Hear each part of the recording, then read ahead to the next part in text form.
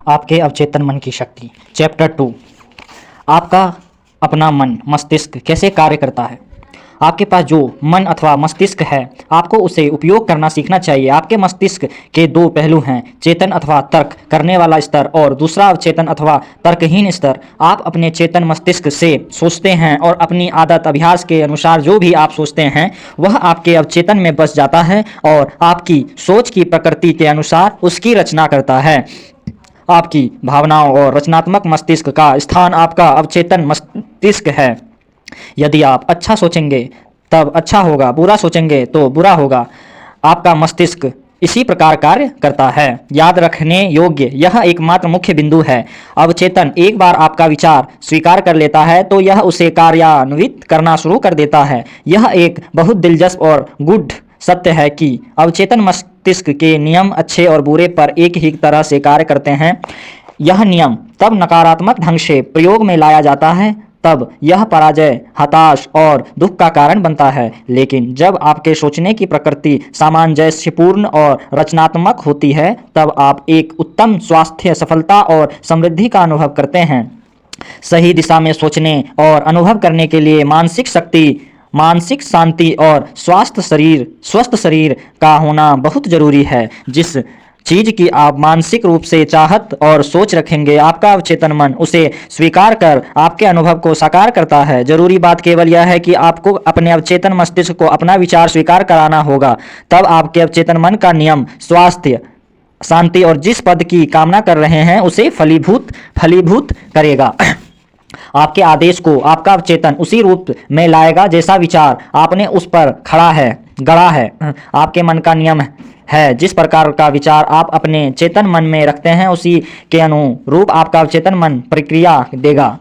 मनोविज्ञान और मनोचिकित्सक इस तथ्य की ओर इशारा करते हैं कि जब विचार आपके अवचेतन को दिए जाते हैं तब वे मस्तिष्क की कोशिकाओं में छाप छोड़ जाते हैं। आपका अवचेतन जैसे ही किसी विचार को स्वीकारता है तुरंत ही वह उसे कार्यान्वित करना शुरू कर देता है। यह विचारों और जीवन भर में एकत्रित किए गए ज्ञान का उपयोग अपने ध्येय को प्राप्त करने के लिए करता है। यह आपके अंदर मौजूद अनंत शक्ति, ऊर्जा और ज्ञान को आत्मसत्ता करता है। यह प्रक्रिया के नियमों को एक पंक्ति में अपने लिए खड़ा कर देता है। कभी कभी यह आपकी परेशानियों का तुरंत हल दे देता है, लेकिन कभी कभी इसे कई दिन, हफ्ते अथवा इससे भी ज़्यादा समय लग जाता है। इसके हल निकालने के कई तरीके हैं।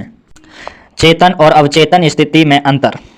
आपको याद रखना होगा कि ये दो मस्तिष्क नहीं है बल्कि एक ही मस्तिष्क की क्रियाशीलता के दो कार्य क्षेत्र हैं। आपका चेतन मस्तिष्क तर्क करने वाला है। यह मस्तिष्क की वह अवस्था स्वरूप पहलू है जो चयन करती है। उदाहरण के लिए आप अपनी पुस्तकें, अपना घर और अपना जीवन साथी चुनते हैं। यह सब निर्णय आप अपने जागृत अथवा चेतन मस्तिष्क से करते हैं। दूसरी ओर बिना किसी चेतन प्रयास के आपका दिल स्वतः कार्य करता रहता है। पाचन, प्रभाव और श्वसन प्रक्रिया आपके अवचेतन मस्तिष्क द्वारा चलती रहती है, जिन पर आपके चेतन मन का कोई नियंत्रण नहीं होता। आपका अवचेतन मस्तिष्क वही स्वीकार करता है जो इसको कहा गया हो अथवा जिस पर आप अपनी समझ के अनुसार विश्वास करते हैं। यह आपके चेतन मस्तिष्क की तरह कारण नहीं ढूंढता और आपसे कोई विवाद अथवा बहस नहीं करता। आपका अवचेतन मस्तिष्क भूमि की तरह है जो हर प्रकार के सही अथवा खराब बीज स्वीकारती है। आपके विचार प्रक्रिया हैं और उनकी तुलना बीज से की जा सकती है। नकारात्मक विनाशकारी विचार आपके अवचेतन मन में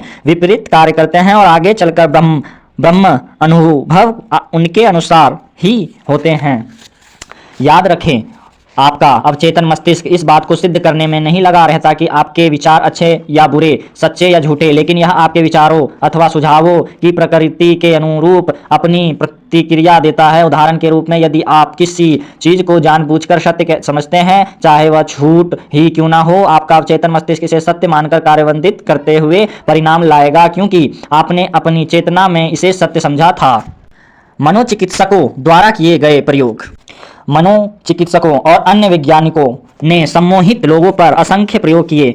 उनमें उन्होंने पाया कि अवचेतन मस्तिष्क चुनाव अथवा तुलना करने में अक्षम है।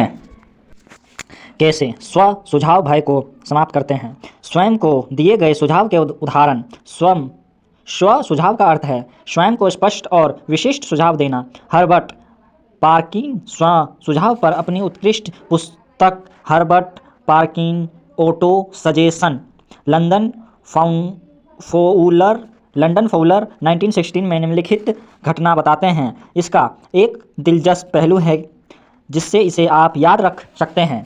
एक न्यूयॉर्क के दर्शक ने शिकागो में अपनी घड़ी देखी जिसका समय शिकागो के समय से 1 घंटा आगे था और उसने अपने शिकागो के दोस्त को बताया कि अभी 12 बजे हैं। उसके शिकागो के दोस्त ने बिना ध्यान दिए कि दोनों शहरों में समय का अंतर है, अपने न्यूयॉर्क वाले दोस्त को बताया कि वह भूखा है और उसे खाने पर जाना चाहिए।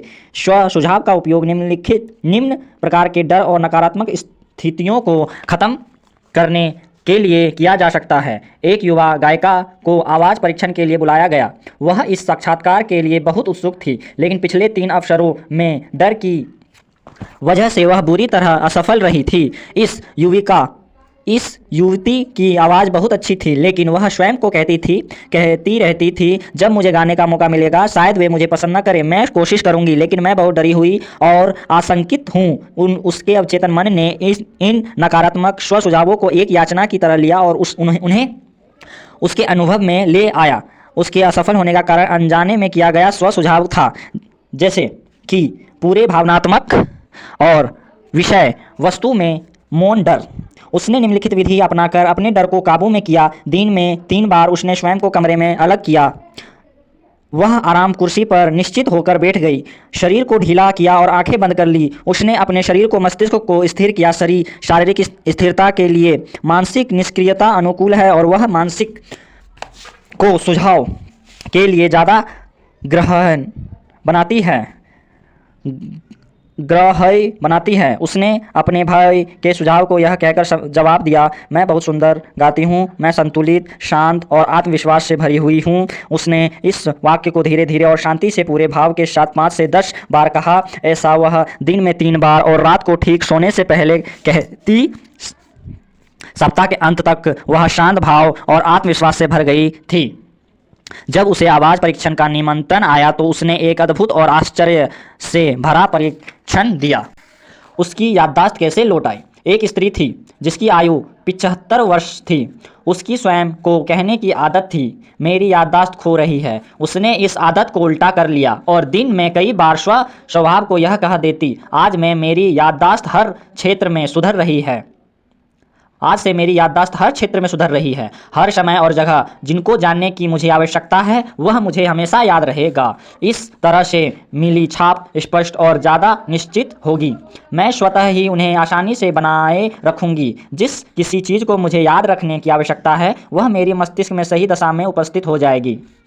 मैं तेजी से प्रतिदिन उन्नति कर रही हूँ और बहुत शीघ्र मेरी याद पहले से कहीं बेहतर हो जाएगी। 3 सप्ताह खत्म होने पर उसकी याददाश्त फिर से समाप्त हो गई और वह बहुत प्रसन्न थी।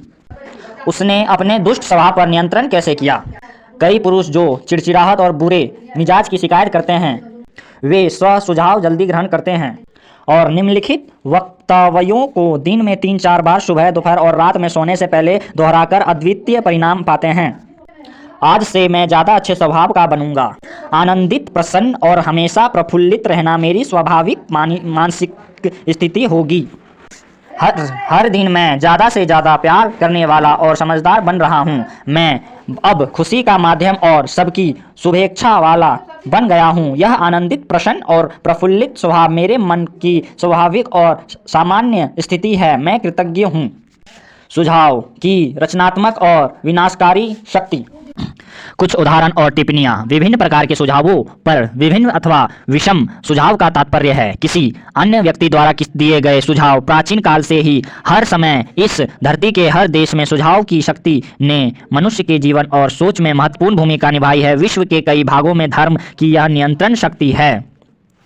सुझावों का उपयोग अपने को सुशासित और नियंत्रित करने के लिए किया जा सकता है, लेकिन इसका उपयोग उन पर भी नियंत्रण पाने और शासित करने के लिए किया जा सकता है जिन्हें मानसिक के नियमों का ज्ञान नहीं है। अपने रचनात्मक रूप में यह अनुभव यह अद्भुत और अद्वितीय है।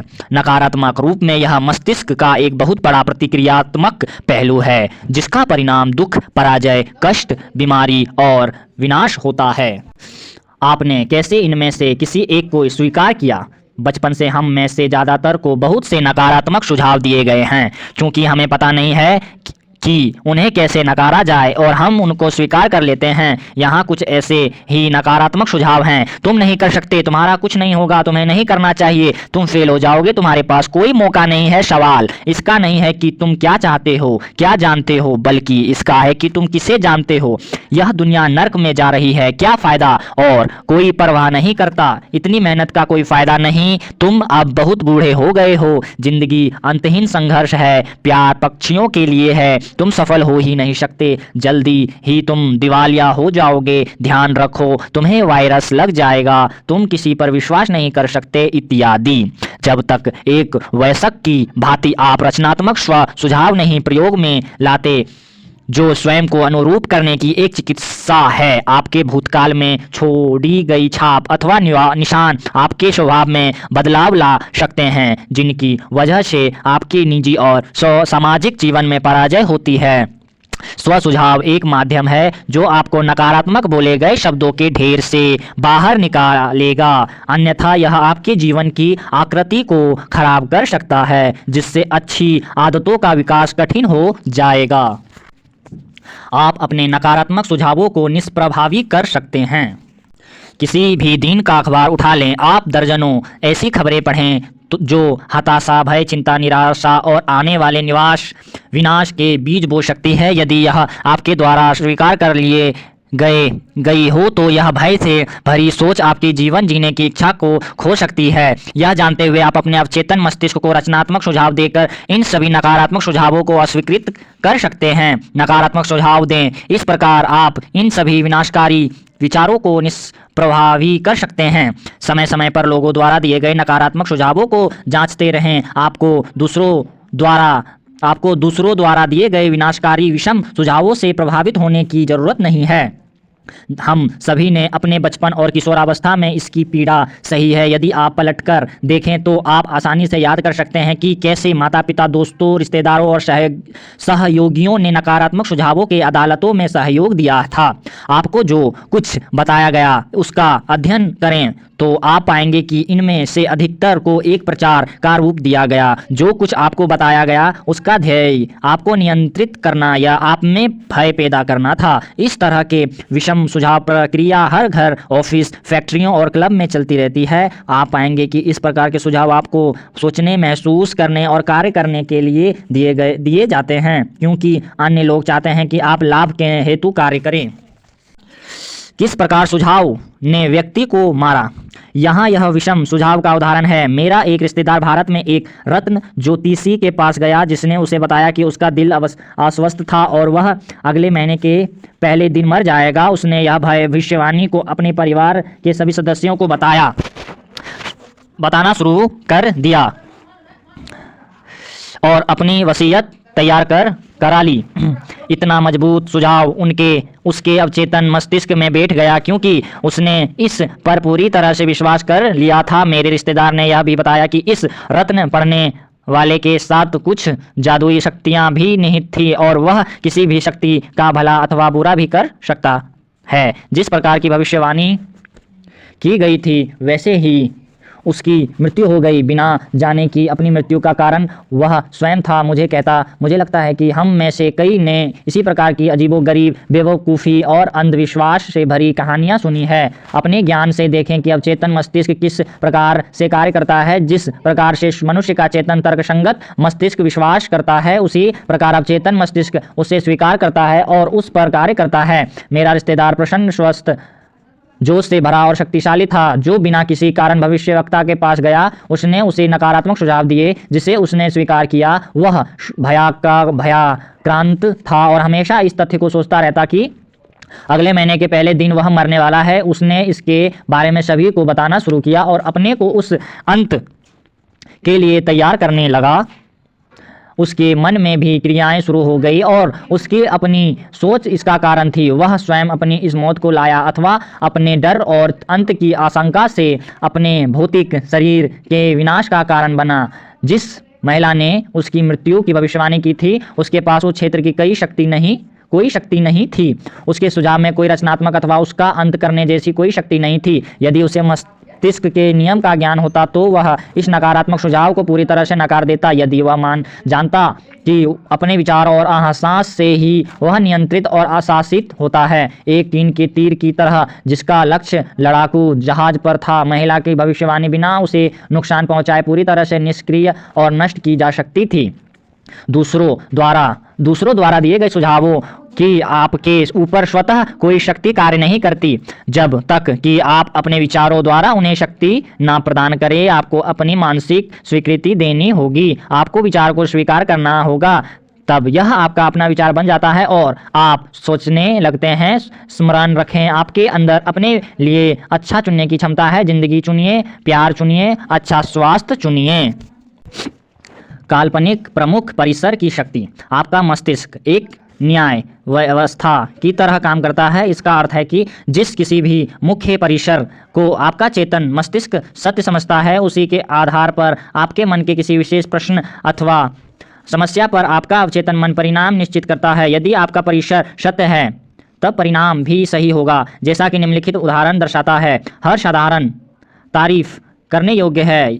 दयालुता एक सदाचार है, इसीलिए दयालुता तारीफ करने योग्य है। दूसरा उदाहरण, सभी बनाई गई चीज़ें बदलती हैं और नष्ट हो जाती हैं। मिस्र के पिरामिड बनाई गई वस्तुएं हैं, एक दिन ये भी नष्ट हो जाएंगी। पहले कथन का संदर्भ मुख्य परिसर से है और सही परिणाम निश्चित रूप से सही परिसर का अनुसरण करेगा। एक कॉलेज के प्रोफेसर जिसने मई 1962 में न्यूयॉर्क के टाउन हॉल में हुए मस्तिष्कीय विज्ञान के व्याख्यान में भाग लिया था, उसने मुझे बताया, मेरी ज़िंदगी में सब कुछ उल्टा पुल्टा है। मैंने अपना स्वास्थ्य, धन और मित्र खो दिए हैं। जिस चीज़ को मैं छूता हूँ वह गलत हो जाता है। मैंने उसे समझाया कि उससे अपने विचारों में एक मुख्य परिसर स्थापित करना चाहिए और यह कि उसने अवचेतन मस्तिष्क का अनंत ज्ञान, उसका मार्गदर्शन, निर्देशन और उसे आध्यात्मिक, मानसिक और सांसारिक रूप से समृद्ध कर रहा है। उसका अवचेतन मस्तिष्क तब स्वतः उसे उसके निर्णयों में चातुर्य के साथ मार्गदर्शन देगा और उसके शरीर को स्वस्थ करेगा, साथ ही उसके मन की शांति और धीरज को वापस लाएगा। प्रोफेसर जिस तरह का जीवन चाहता था उसने उसकी संपूर्ण परिकल्पना की और यह उसका मुख्य परिसर था। अंत ज्ञान मेरे सभी रास्तों का मार्गदर्शन और नेतृत्व कर रहा है। उत्तम स्वास्थ्य मेरा है और सामंजस्य का नियम मेरे मस्तिष्क और शरीर पर कार्य कर रहा है। खूबसूरती, प्यार, शांति और प्रचुरता सब कुछ मेरा है। सही कार्य का सिद्धांत और दिव्य आदेश मेरे पूरे जीवन को शासित करते हैं। मुझे पता है मेरा मुख्य परिसर जीवन के अंत सत्य पर आधारित है और मुझे लगता है और मैं महसूस करता हूँ कि मेरा चेतन मस्तिष्क मेरे चेतन मस्तिष्क की सोच के अनुसार प्रतिक्रिया देता है। उसने मुझे लिखा, मैंने उपयुक्त कथन को धीरे धीरे, शांति और बहुत प्यार से दिन में कई बार कहा, क्योंकि मैं जानता था कि यह सब मेरे अवचेतन मस्तिष्क में गहराई तक जा रहे थे और इसका परिणाम अवश्य आएगा। मैं आपके द्वारा दिए गए साक्षात्कार का आभारी हूं और मैं यह भी कहना चाहूँगा कि मेरे जीवन के सभी भाग अच्छे परिणाम के लिए बदल रहे हैं। यह पूर्ण रूप से कार्य करता है। अवचेतन मस्तिष्क वाद विवाद नहीं करता।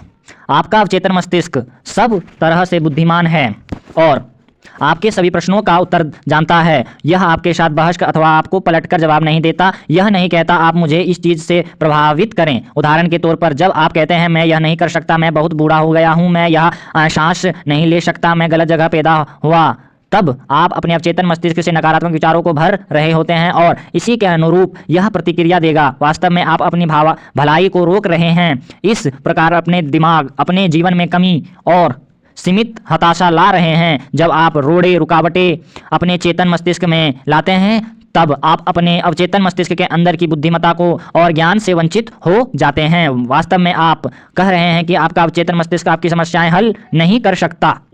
इससे मानसिक और भावनात्मक जमाव होगा, जिसके फलस्वरूप बीमारी और नसों में विकार की प्रवृत्ति होगी। इसकी इच्छाओं को पाने और हताशा को काबू करने के लिए अपने शरीर को दिन में कई बार कहिए, अनंत ज्ञान जिसने मुझे यह इच्छा दी, मेरा नेतृत्व, मेरा मार्गदर्शन करता है, मेरे सामने मेरी इच्छाओं को पाने की योजना को बताता है। मैं जानता हूं कि मेरे अवचेतन की गहरी बुद्धिमत्ता अब प्रतिक्रिया दे रही है और जो मैं महसूस करता हूं और अंदर से मांगता हूं वह यूं ही मिल जाता है। यहाँ संतुलन सामयावस्था और संभाव है। यदि आप कहते हैं यहाँ से कोई बाहर का रास्ता नहीं है, मैं खो गया हूँ, इस परेशानी से बचने का कोई रास्ता नहीं है, तो आपको अपने अवचेतन मस्तिष्क से कोई जवाब या प्रतिक्रिया नहीं मिलेगी। यदि आप चाहते हैं कि अवचेतन आपके लिए काम करे तो सही अनुरोध करें और इसका सहयोग प्राप्त करें। यह हमेशा आपके लिए काम करता है। यह इस क्षण आपके हृदय की धड़कन को नियंत्रण कर रहा है, साथ ही आपकी सांसों को भी। यह आपकी उंगली के घाव को भरता है और इसकी प्रवृत्ति जीवन को आगे बढ़ाने में है। यह हमेशा इस आपका ध्यान रखता है और आपको संरक्षित करता है। आपके अवचेतन का अपना मस्तिष्क है, लेकिन यह आपकी सोच और कल्पना को स्वीकार करता है। जब आप किसी समस्या का समाधान ढूंढ रहे होते हैं तब आपका अवचेतन प्रतिक्रिया देगा, लेकिन यह आपसे उम्मीद करता है कि आप एक निर्णय और अवचेतन मस्तिष्क के सही न्याय पर पहुंचे। आपको यह स्वीकार करना होगा कि जवाब आपके अवचेतन मस्तिष्क में है। फिर भी यदि आप कहते हैं मैं नहीं समझा, इसका कोई हल है, मैं उलझन में हूँ, मुझे जवाब क्यों नहीं मिलता, आप अपनी प्रार्थना को निष्क्रिय कर रहे हैं। जैसे एक सिपाही समय को पूरा करता है, आप कहीं नहीं पहुँचते। अपने मस्तिष्क के पहिए को स्थिर करें, निश्चित हो और इस दृढ़ता से आगे बढ़ने दें। मेरा अवचेतन जवाब जानता है, यह अब मेरा जवाब दे रहा है। मैं धन्यवाद हूँ, क्योंकि मैं जानता हूँ कि मेरे अवचेतन का अंत ज्ञान सभी कुछ जानता है और अब वह मुझे उत्तम जवाब दिखा रहा है। मेरा दृढ़ विश्वास मेरे अवचेतन की महिमा और महानता और आज़ाद मुक्त कर रहे हैं। ऐसा होने पर प्रसन्न हूँ। विशेषताओं की समीक्षा। अच्छा सोचें, अच्छा होगा, बुरा सोचें, बुरा होगा। आप वही हैं जैसा आप दिन भर सोचते हैं। आपका अवचेतन मस्तिष्क आपके साथ विवाद नहीं करता। यह जो कुछ आपका चेतन मस्तिष्क निर्णय लेता है उसे स्वीकार करता है। यदि आप कहते हैं मैं यह नहीं खरीद सकता, यह सच हो सकता है, लेकिन ऐसा मत कहें। एक बेहतर विचार का चुनाव करें, निर्णय लें, मैं इसे खरीदूंगा, मैं इसे अपने मन में स्वीकार करता हूँ। आप में चुनने की शक्ति है। अच्छा स्वास्थ्य और खुशियाँ चुनें। आप दोस्ती चुन सकते हैं अथवा आप विमुख भी रह सकते हैं। सहयोग करने वाला, खुशनुमा, दोस्ताना, प्यार करने वाला बनाना चुनिए और पूरा विश्व इस पर प्रतिक्रिया देगा। अद्भुत व्यक्तित्व विकसित करने का यह एक उत्कृष्ट तरीका है। आपका चेतन मस्तिष्क द्वार का प्रहरी है। आपका चेतन मस्तिष्क द्वार का प्रहरी है। इसका मुख्य कार्य आपके अवचेतन मस्तिष्क को झूठी छाप से बचाना है। इस विश्वास को चुनिए कि कुछ अच्छा हो सकता है और आगे हो सकता है। आपकी सबसे बड़ी शक्ति आपके चुनने की क्षमता है। खुशियाँ और प्रचुरता चुनिए। दूसरों के सुझाव और कथन में आपको कष्ट देने की शक्ति नहीं है। आपके अपने विचार ही आपकी ताकत है। आप दूसरों की सोच और कथन को अस्वीकार करके अच्छाई को निश्चित कर सकते हैं। आप कैसी प्रतिक्रिया दे, आप में इसको चुनिए की शक्ति है। ध्यान रखें, जो आप कहते हैं आपको हर बेकार शब्द का जवाब देना होगा। कहीं ना कहें मैं फेल हो जाऊंगा, मेरी नौकरी छूट जाएगी, मैं किराया नहीं दे सकता। आपका चेतन मजाक नहीं ले सकता। यह हर चीज़ को क्रियान्वित करता है। आपका मस्तिष्क दुष्ट है। प्रकृति की कोई भी शक्ति दुष्ट नहीं है। यह आप पर निर्भर करता है कि आप प्रकृति की शक्तियों का उपयोग कैसे करते हैं। अपने मस्तिष्क को आशीर्वाद देने, उपचार करने और हर जगह सब व्यक्तियों को प्रोत्साहित करने के लिए उपयोग करें। कभी ना कहें मैं नहीं कर सकता। अपने डर पर यह कहकर काबू पाएं, मैं अपने अवचेतन मस्तिष्क की शक्ति से सब कुछ कर सकता हूँ। शाश्वत सत्य और जीवन के सिद्धांत से सोचना शुरू करें, ना कि भय, अज्ञानता और अंधविश्वास के विचारों को आधार बनाकर। किसी दूसरे को अपने लिए सोचने ना दें। अपनी सोच चुनें और अपने निर्णय स्वयं लें।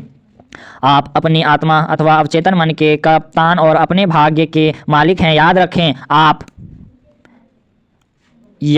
आप में चुनाव करने की शक्ति है। जीवन चुने, प्रेम चुने, स्वास्थ्य चुने, खुशियाँ चुने। जो कुछ भी आपका चेतन मस्तिष्क सोचता है और इसको सच मानता है, उसे आपका अवचेतन मस्तिष्क स्वीकार करेगा और कार्यान्वित करेगा। अच्छे भाग्य, दिव्य मार्गदर्शन, सही कार्य और जीवन के सभी आशीर्वादों पर विश्वास रखें।